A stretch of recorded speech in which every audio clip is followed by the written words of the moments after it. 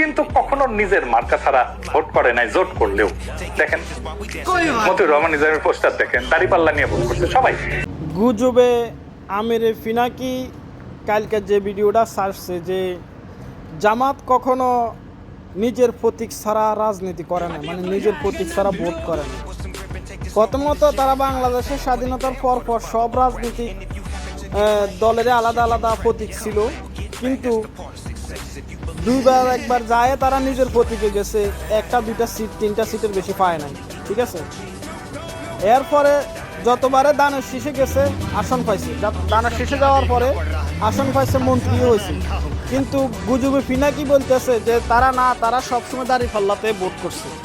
গুজবে পিনাকি এটাই জানে না বর্তমানে যে আমির উনিও দানের শীষ মার্কায় নির্বাচন করছে, তারপরে তাহের সাহেব নির্বাচন করছে, তারপরে গোলাম পরওয়ার সাহেব নির্বাচন করছে, সবাই দান প্রতীকে নির্বাচন করছে। কিন্তু গুজবে পিনাকি কালকে এটা কি বলল, কি কইলো উনি কি না জানি বলছে নাকি গুজব ছড়াবার জন্য ছাপাবাজি করছে, আপনারা দেখে যান।